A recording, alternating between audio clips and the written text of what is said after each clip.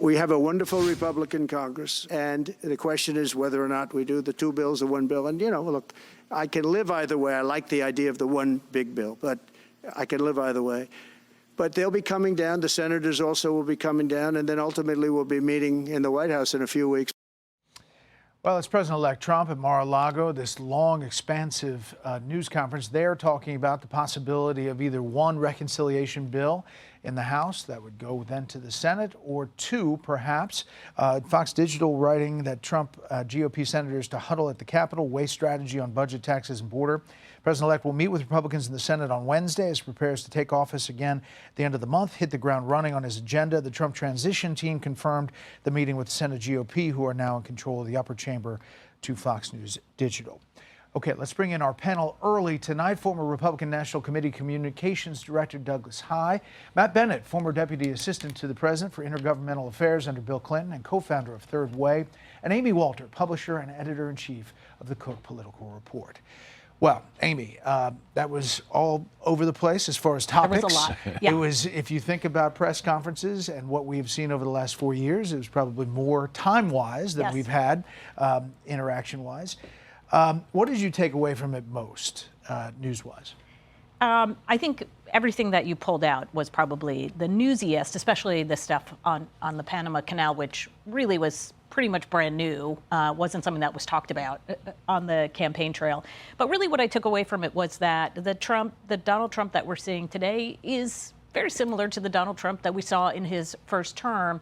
Notably, this idea about America being ripped off constantly by when it was his first term, we heard a lot about China, we heard a lot about NATO. Now it's Panama, now it's Canada. Mexico has always been part of the conversation. And so to me, the most important question for this administration going forward, they were elected by many people who thought this president would, the former president, now current president, would do a better job on the economy than Biden.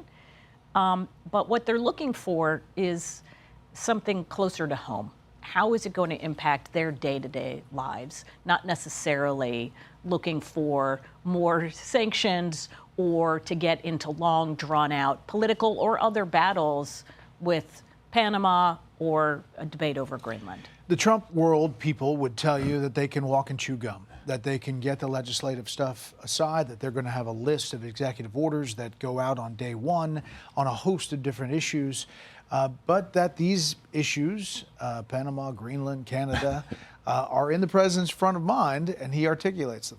Yeah, this would be walking, chewing gum, and jumping rope and juggling all at the same time. And part of that is because we have a new Congress, and it's a very slim majority. And that goes to the question of, do we do one bill or do we do two reconciliations bills, which gets to a process, and process is never really sexy to voters. I get it. Although a special report can handle process. Our viewers kind of, they're in the weeds. Excellent. They're in the weeds. Well, and so the difference is, will you be able to go to bite the apple once or twice? And what we saw last week with the speaker vote suggests you're going to have some tough times here. And so if you can get something through once, you do it. You may not be able to go through it twice. And to Amy's point, I was thinking of the Who's won't get fooled again. Meet the new boss, same as the old boss. Donald Trump 2.0 is Donald Trump 1.0. Matt, here's the Wall Street Journal editorial board. Biden issues a sweeping oil leasing ban. Take that, American voters, and that and that. This seems to be President Biden's message in his final days in office as he ignores the November election verdict on his tenure and doubles down on the policies voters rejected. How do you look at that? Because there was an election and people did vote for the guy who campaigned on exactly opposite of what's happening in these final days. We need to set a few facts here. First of all, President-elect Trump said that this is basically the whole ocean. It's 0.7% of the ocean. It's less than 20% of the part of the ocean that the United States Interior Department controls. It's 625 million acres. There yes. is a part of the Eastern Gulf, which may be called the Gulf of America before long, that is of interest, especially to oil and gas. It is, but a couple of other things. I am old enough to well remember the disaster that we had in the Gulf when the Deepwater Horizon explosion happened. Not only did we have loss of life, I think 11 people died, but there's day after day this horrible image of of oil pumping into the water, and that had a huge impact on the people of Louisiana and Alabama and Mississippi. It is dangerous to do this kind of drilling, and I think it's incumbent on the government to think about relative risk. The other thing is we're drilling a lot right now. The oil companies don't even use all the leases that they have, and it's not clear to me that they'd want to do a whole lot more drilling. Gas is not expensive right now. There are a lot of news points, but one of the newsiest perhaps was when the Middle East envoy, Steve Witkoff, came up and the president called him up to talk. I'm leaving tomorrow back to go to Doha. But I think that we've had some really great progress, and I'm really hopeful that by the inaugural, we'll have some good things to announce on behalf of the president. If those hostages aren't back, I don't want to hurt your negotiation. If they're not back by the time I get into office, all hell will break out in the Middle East.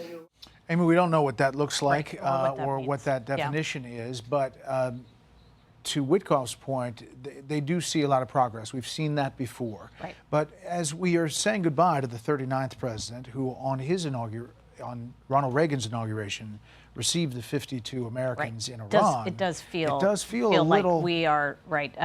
What is that saying that history doesn't repeat, but it does rhyme? It does feel something like that.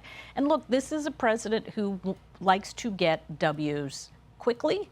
And this whole debate about what a legislative package looks like. Is it worth it to wait for one big package or to get a win right out of the gate? This would be something you could see that regardless of what the ultimate result is, I have no doubt that the president-elect will find a way to say that it is a success. I should point out, Panama Witkoff Canal- did praise the Biden administration for working as well overseas. I just think you mentioned Jimmy Carter. The Panama Canal really hasn't been a salient political issue since the aftermath of Jimmy Carter making that decision when he was president.